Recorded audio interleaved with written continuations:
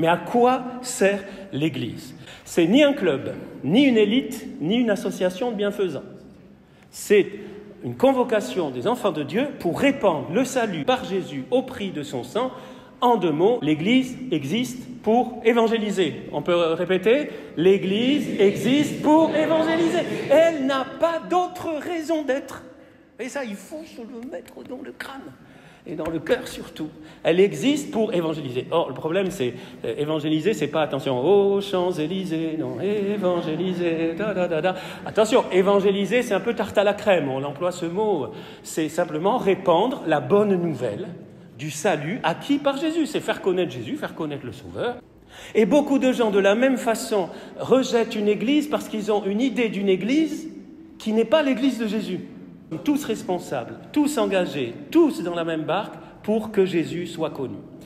Le Jésus de l'Évangile, le Jésus que nous révèle la parole de Dieu, car cette foi est ancrée dans la parole de Dieu, pas dans les idées des apôtres. D'ailleurs, c'est très clair ici, ce n'est pas l'idée de Pierre. Jésus dit clairement que c'est le Père qui lui a révélé. Pierre tout seul, il n'aurait pas réussi à dire ça. Donc l'Église est fondée sur le roc de cette foi. Pas une foi trafiquée, pas une foi édulcorée, pas une foi, comme on dit en italien, fai da te, bricolée. Pas une foi bricolée au gré de mes opinions. Je pense que Jésus, moi je préférerais Jésus. Non. Ou tu choisis Jésus comme il est, ou tu ne le choisis pas.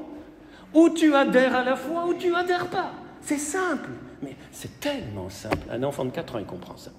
Une foi qui ne souffre pas de mélange, particulièrement les mélanges très à la mode, avec toutes sortes d'éléments pris à d'autres religions. Tu ne peux pas être chrétien et croire en la réincarnation. Il faut choisir, avec tout le respect pour les religions qui croient en la métapsychose et à la réincarnation. Mais tu ne peux pas, parce que tu nies le mystère même du Christ. En croyant, et souvent quand je dis ça, il y en a qui viennent me dire « Ouais, mais moi je pense que... » Je m'en fiche de ce que tu penses. Quand on pense par la foi n'est pas une histoire d'idées, n'est pas une histoire d'opinion. La réincarnation est l'exact contraire de l'incarnation et de la résurrection. Et une foi qui ne souffre pas des mélanges avec des, entre guillemets, beaucoup de guillemets, révélations. Je trouve que ce mot n'est pas du tout adapté, révélation privée. Je vous en supplie, arrêtez avec ça. Je suis désolé, je ne veux pas me faire des amis, même peut-être à Saint-Roch. Mais arrêtez avec ça. Ça vous bousille votre foi. Ça vous déforme votre foi. Parce que toutes ces révélations, qui ne sont pas reconnues par l'Église, qui ne sont pas interdites personnellement, c'est privé. Privé, ça veut dire que tu le gardes pour toi. Comme méditation. Si tu veux méditer avec Madame Machin qui a écrit 36 volumes, médite avec Madame Machin, dans la mesure où ça ne te détourne pas de la vraie foi. Par contre, ne le diffuse pas. Pardonnez-moi, je m'excite un peu. Voilà, je l'ai dit, c'est dit, je ne redirai plus. Voilà. Ça fait des dégâts. J'ai vu des groupes de prière géniales exploser en vol à cause de ça.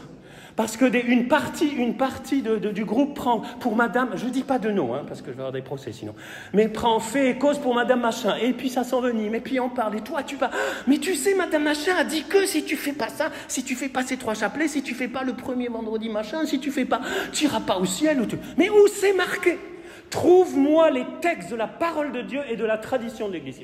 Moi, ma foi, je suis désolé, ma foi, elle repose sur la parole de Dieu et sur la tradition vivante de l'Église. Et j'ai déjà assez de travail avec ça. Comme prêtre, je n'arrive même pas, j'ai même pas assez de temps pour lire tout ce que je voudrais lire. Amen ou pas amen? Amen. Ouf, j'arrête. Non, mais je vous aime. Bon. Si tu es fixé sur les sans-églises, sur les brebis perdues, dimanche dernier, sur ceux qui ne connaissent pas Jésus, tu perds plus de temps avec des bêtises. Il m'a blessé, il t'a blessé, il t'a tué? Non, bon, non. Voilà. Concentre-toi sur ta mission et ça ira beaucoup mieux. Amen ou pas amen?